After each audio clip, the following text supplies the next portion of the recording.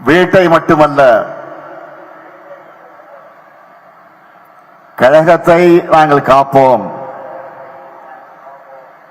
என்கிற உணர்வோடு கருப்பு சிவப்பு கடல் போல திரண்டிருக்கீங்க. வீட்டையும் கழகத்தை மட்டுமல்ல, நம் தமிழ்நாட்டையும் ஏன் இந்திய நாட்டையும் காக்க நாங்கள் தயார். யாருக்கு நாங்கள் என்ற துணிச்சலோடு திரண்டிருக்கீங்க. தஞ்சை மண் கம்பீரமான மண். மன்னர்களுக்கெல்லாம் மன்னரான ராஜராஜ சோழன் ஆட்சி செய்த சோழ மண் இந்த மண். கம்பீரமாக நிற்கக்கூடிய பெரிய கோயிலும் காலங்கள் கடந்தும் உறுதியாக நிற்கக்கூடிய கல்லணையும் நிலைத்து நிற்கக்கூடிய மண் இந்த தஞ்சை மண். நவீன தமிழ்நாட்டின் சிற்பியான நம் உயர்நிகர் தலைவர் முத்தமிழறிஞர் தலைவர் கலைஞரை கொடுத்த மண் இந்த மண். ஒருங்கிணைந்த தஞ்சை மாவட்டத்தில் பிறந்து காவேரி நீரை குடித்து வளர்ந்தவர் நம்முடைய தலைவர் கலைஞர். ஏன் நானும் டெல்டாக்காரன் தான். இந்த மாநாட்டை எழுச்சியோடும் உணர்ச்சியோடும் ஏற்பாடு செய்திருக்கிறார் கழகத்தினுடைய துணை பொதுச் செயலாளர், நாடாளுமன்ற குழுவுடைய தலைவர் என்னுடைய அன்பு தங்கை கனிமொழி அவர்கள். தங்கை கனிமொழி கிட்ட ஏதாவது ஒரு பொறுப்பு ஒப்படைச்சா அதை அமைதியாகவும் சிறப்பாக செயல்படுத்தி காட்டுவாங்க என்பதற்கு இந்த மாநாடு ஒரு எடுத்துக்காட்டு. கழக பணிகள் தான் இந்த அமைதி. உரிமை குரல் எழுப்ப வேண்டிய நேரத்தில் கர்ஜனை மொழியா மாறி போராடுவார். அதுதான் கனிமொழி. அவருக்கு என்னுடைய பாராட்டுக்கள், வாழ்த்துக்கள். அதேபோல மண்டலத்தினுடைய பொறுப்பு அமைச்சர், முதன்மை செயலாளர், என்னுடைய அருமை சகோதரர், திருச்சி தந்த தீரர் KN நேரு,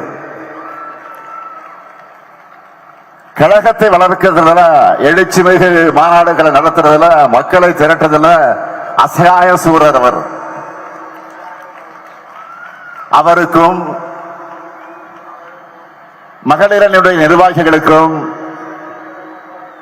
மாவட்ட கழகத்தின் செயலாளர்களுக்கும் கழக முன்னணியினருக்கும் என்னுடைய நெஞ்சார்ந்த பாராட்டுக்கள், வாழ்த்துக்கள்.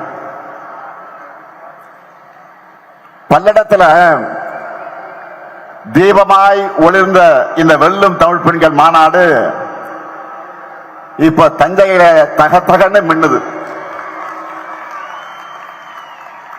தஞ்சை என்பது திராவிட இயக்கத்துடைய கோட்டை. வெல்லும் தமிழ் பெண்களை, கழகத்தை காக்க வேண்டிய கடமை, தமிழ்நாட்டை வளர்க்க வேண்டிய கடமை உங்களுக்கு தான் நிறைய இருக்கு. சாதி ஆதிக்க ஒழிப்பு மட்டுமே திராவிட இயக்கத்தினுடைய அடிப்படை நோக்கம் இல்ல. பெண் விடுதலையும் தான் நம்முடைய அடிப்படை. சாதியால் உயர்வு தாழ்வு இல்லை என்பதற்காகவும், ஆண் உயர்ந்தவன் பெண் தாழ்ந்தவர் என்று நினைப்பதும் நடத்துவதும் தவறானது என்பதை உணர்த்துவதற்காகத்தான் உருவாக்கப்பட்ட இயக்கம் நம்முடைய திராவிட இயக்கம். சூத்திரர்களை போல பெண்களும் இழிவானவர்களும் ஒடுக்கப்பட்ட காலத்தில் இந்த இருவருடைய விடுதலைக்காகவும் வாழ்நாளெல்லாம் உழைச்சார் தந்தை பெரியார். திராவிட இயக்கத்தோட தாய் அமைப்பான நீதி கட்சி ஆட்சியிலே தான் பெண்களுக்கு முதலாக வாக்குரிமை தரப்பட்டுச்சு. அந்த வழித்தடத்தில் வந்த பேரறிஞர் அண்ணா அவர்கள் சுயமரியாதை திருமண சட்டத்தை நிறைவேற்றினார். பெண்களுக்கு சொத்துல சமபங்கு உண்டு என்று கொடுத்தார் நம்முடைய தலைவர் கலைஞர். இது 1929ஆம் ஆண்டு தந்தை பெரியார் போட்ட தீர்மானம். அதை 1989 நிறைவேற்றியவர் முதலமைச்சராக இருந்த கலைஞர் அவர்கள். பேண்டி காவலர்களை உருவாக்கினவர் கலைஞர். மகளிர் சுய உதவி குழுக்களை உருவாக்கி பெண்களை தொழில் முனைவர்களாக உயர்த்தினவர் கலைஞர். உள்ளாட்சி அமைப்புகளை இடஒதுக்கீட்டை கொடுத்தார்.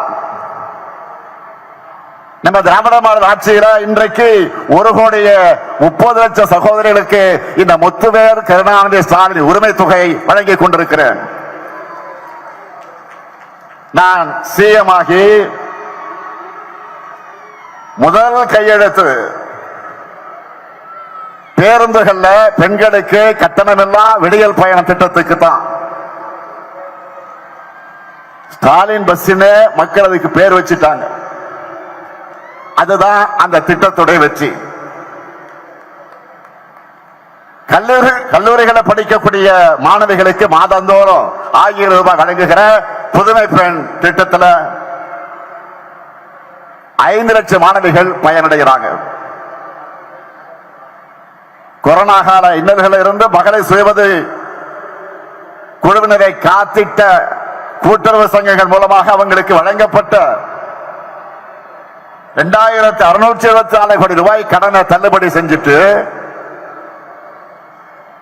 17,33,696 சுயஉதவி குழுக்களுக்கு 1,05,235 கோடி ரூபாய் வங்கி கடன் இணைப்புகள் வழங்கி சாதனை படைச்சிருக்கிறோம். மக்களை தேடி மருத்துவ திட்டத்தில் மகளிர் சுயஉதவி குழுவினரை ஈடுபடுத்துறது மூலமா அவங்களை தன்னலமற்ற சேவைக்கு அங்கீகாரம் பெற்று தந்திருக்கிறோம். முதலமைச்சரின் காலை உணவு திட்டத்தில் சுயஉதவி குழு மகளிரை பங்கு பெற செஞ்சிருக்கிறோம். பணிக்கு செல்லக்கூடிய மகளிர் பாதுகாப்பா தங்குவதற்கு தோழி விடுதிகளை திறந்திருக்கிறோம். அடுத்து இன்னும் பல மாவட்டங்கள்ல தொடர்ந்து திறக்க போகிறோம். அனைத்து மாவட்டங்களையும் பாலின வள மையங்கள் துவக்கப்பட்டிருக்கு. இந்த மையங்கள் மூலமா குழந்தை திருமணம், குழந்தை பாலியல் வன்கொடுமை மற்றும் குடும்ப வன்முறை உள்ளிட்ட பிரச்சனைகளுக்கு தீர்வு காணுகிறோம். உள்ளாட்சியில மகளிர் அதிகாரமிக்கவர்களாக வர வேண்டும் என்று 50 விழுக்காடு ஒதுக்கீடு வழங்கி இருக்கிறோம். ஜெயிச்ச பெண்கள்ல 70 விழுக்காட்டுக்கு மேற்பட்டவர்கள் சுய உதவி குழு மகளிர் தான். அதுல எனக்கு உள்ளபடியே மகிழ்ச்சி. இப்படி பெண்ணுரிமைக்கான ஆட்சியா, பெண்கள் கேட்காமலேயே அவங்களுடைய தேவைகளை நிறைவேற்றுகிற ஆட்சி தான் நம்முடைய திராவிட மாடல் ஆட்சி. நான் செல்லும் இடமெல்லாம் கூடுகிற மக்கள்ல அதிகம் இருப்பது மகளிர் தான். அது மட்டுமல்ல, முகத்தில் தெரியக்கூடிய மகிழ்ச்சி, அதில் நான் மகிழ்ச்சி அடைகிறேன். ஆட்சியை பற்றி கேட்கும் போது ஒவ்வொருத்தரும் சொல்றாங்களா, உரிமை தொகை ரொம்ப பயனுள்ளதாக இருக்கு. தினமும் ஸ்டாலின் பஸ்ல தான் வேலைக்கு போறேன். புதுமை பெண்ல 1000 ரூபாய் வர்ற காரணத்தினால வீட்டுல காலேஜுக்கு அனுப்புறாங்க. இப்படி அவங்க சொல்லும் போது எனக்கு மனநிறைவா இருக்கு. இதுக்காகத்தான் ஆட்சிக்கு வந்தேன்னு நினைச்சு உண்மையிலே நான் பெருமையாக அடைந்து கொண்டிருக்கிறேன். இந்த 5 ஆண்டுல ஒவ்வொரு குடும்பமும் பயன்பெறக்கூடிய வகையிலே பல்வேறு நல திட்டங்களை நம்ம அரசு செயல்படுத்திக் கொண்டிருக்கிறது. இங்க குறிப்பிட்டு சொன்னார்களே, இதையெல்லாம் வீடு வீடாக போய் பரப்புரை செய்யக்கூடிய பெரிய கடமைய பெண்களான உங்களை நம்பித்தான் ஒப்படைச்சிருக்கிறேன். வீட்டோட வாசல் வரைதான் ஆண்களால போக முடியும். ஆனா நீங்க நினைச்சா ஆளுக்கு போலாம், கிச்சனுக்கு போகலாம்.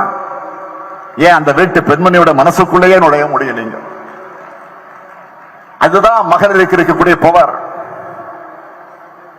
மகளிர் தான் எப்பவும் பவர் ஹவுஸ். மகளிர் குழுவினரோட பயணம் ஒவ்வொரு பாகத்திலும் பிப்ரவரி 1 முதல் மார்ச் 8 வரை மகளிர் தினம் வரை நடக்க போகுது. அதுக்கு நீங்க எல்லாம் தயாராகிட்டீங்களா? 1 பிப்ரவரி 1 8 வரை மகளிர் தினம் வரை நடக்க போகுது பிரச்சாரம். தயாராகிட்டீங்களா? கேட்கல.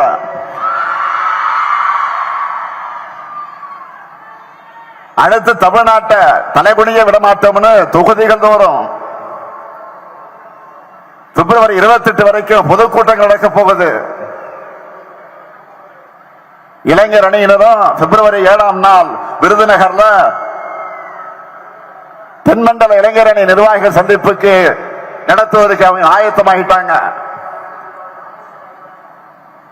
பிப்ரவரி 11 தொடங்கி பூத் கமிட்டி மாநாடு மண்டல வாரியாக நடக்க போகுது. துணை முதலமைச்சர் பேசும்போது சொன்னார், மாதம் ஒரு மாநாடு. ஆனா பிப்ரவரி மாதம் மட்டும் 5 மாநாடு நடத்த போறோம். 4 வாரம் தான், ஆனா 5 மாநாடு. இவற்றுக்கெல்லாம் முத்தாய்ப்பாக மார்ச் 8ஆம் நாள் தீரர்கள் கோட்டமாம் திருச்சியில 10 லட்சம் உடன்பிறப்புகள் கூடுகிற மாநில மாநாட்டை பேரழிச்சோடு நடத்த போறோம். அதனால சொல்ற, ஜனநாயக போர்க்களத்தில் வெற்றியை பெற வரைக்கும் உடன்பிறப்புக்கான உங்களுக்கு, உங்களை வழிநடத்தக்கூடிய இந்த தலைமை தொண்டரான எனக்கு ஓய்வில்லை, உறக்கமில்லை. உங்களுக்கு ஓய்வு கிடையாது. முக்கியமா மகளிர் அணியான நீங்க பரப்புரையோட முன்கள வீராங்கனைகளாக நிக்கணும். ஏன்னா எதிரணியரோட பொய் பிரச்சாரங்களை பெண்களான உங்களால தான் முறியடிக்க முடியும். வாதத்தால உங்களால தான் வெல்ல முடியும். அதனாலதான் நான் அதிகமாக உங்களை நம்புறேன். பெண்களையும் இளைஞர்களையும் தான் நான் நம்புறேன். சொன்னார்களே 2 நாளைக்கு முன்னாடி தமிழ்நாட்டுக்கு வந்த மாண்புமிகு பிரதமர் மோடி அவர்கள் ஏராளமான பொய்களை சொல்லிட்டு போயிருக்கிறார். உலக வரைபடத்தில் இருக்கக்கூடிய அத்தனை நாடுகளுக்கு போயிட்டு தேர்தல் காலங்களில் இந்தியாவுக்குள்ள வருவார் நம்ம பிரதமர்.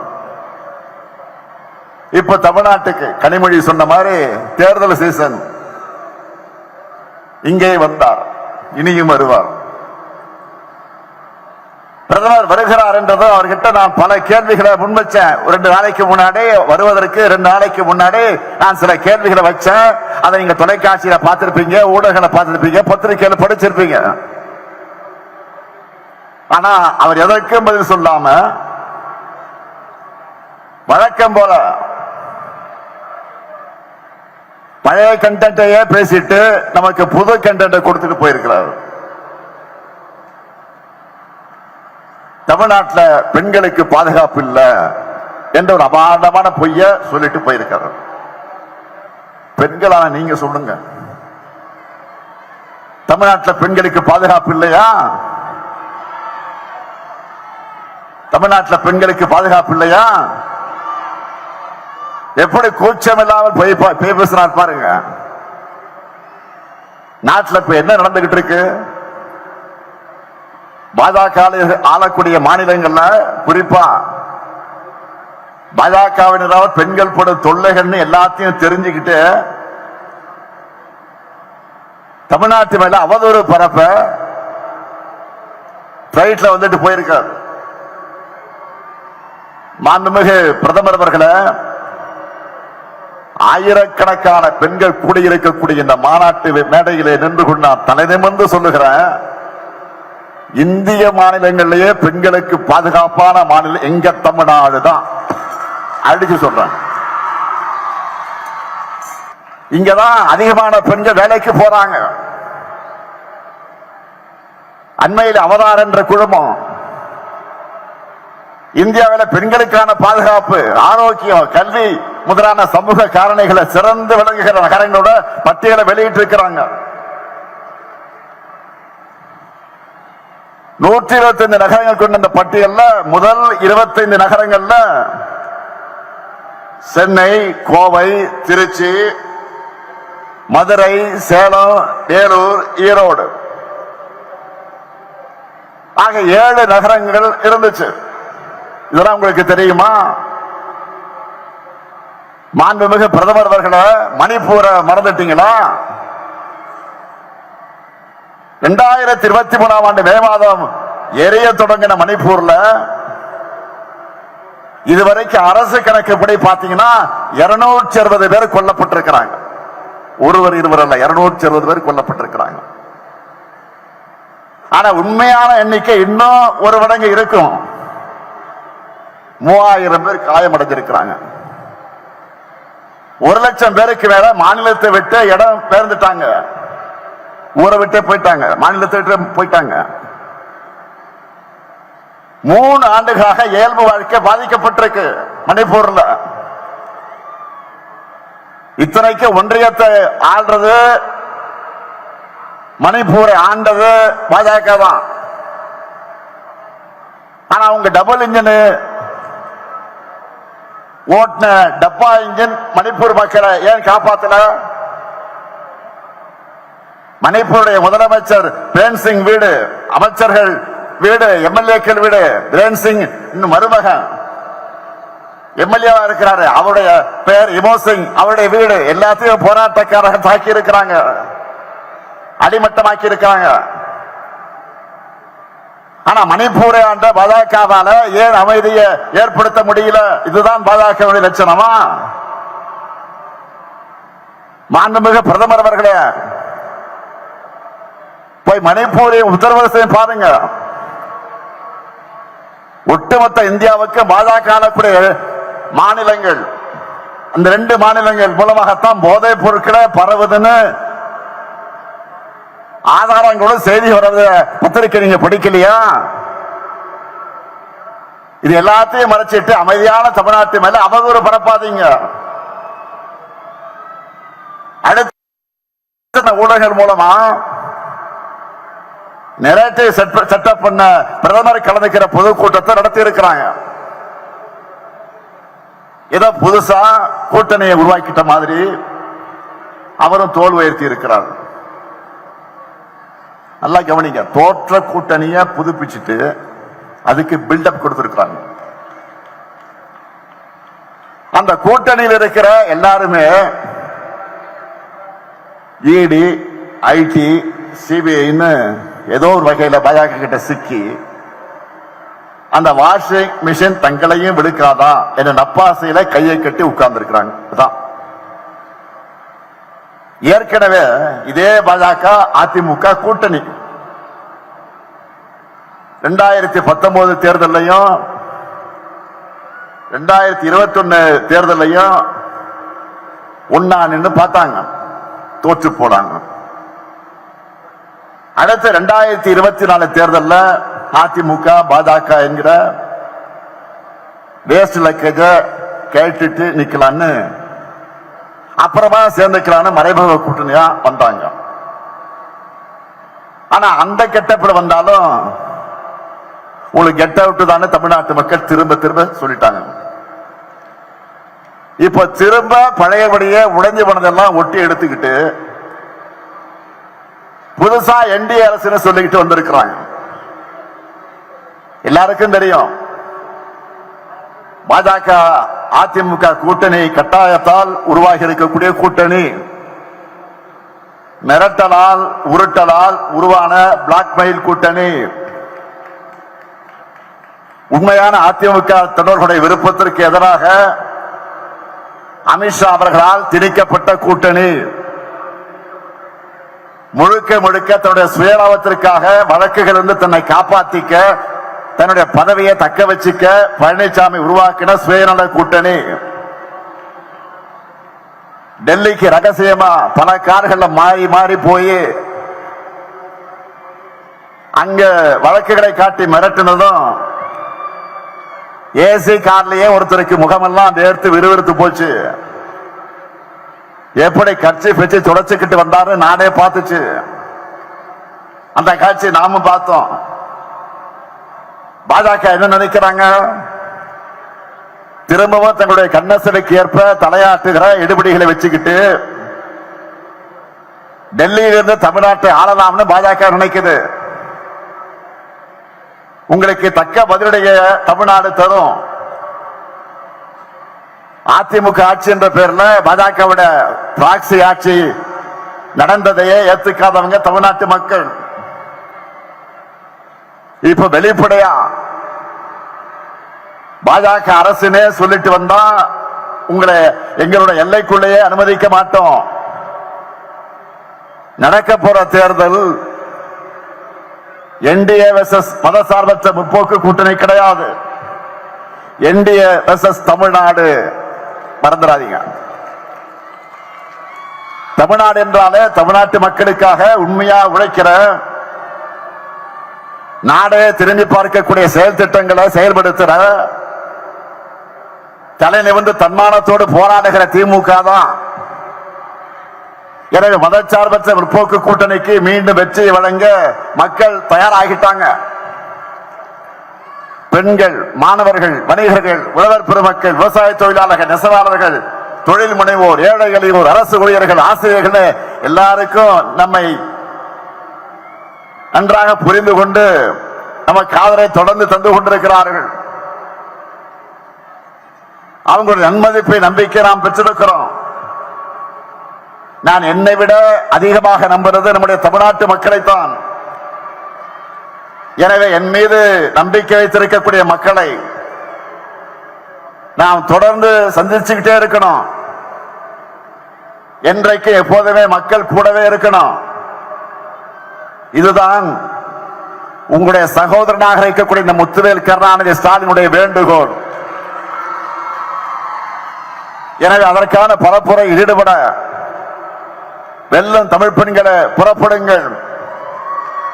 மீண்டும் இந்த ஸ்டாலின் ஆட்சி, கழக ஆட்சி, திராவிட மாடல் ஆட்சி அமைய ஓய்வை மறந்து உழையுங்கள், உழையுங்கள். வெல்வோம் ஒன்றாக, வெல்வோம் ஒன்றாக. நன்றி, வணக்கம்.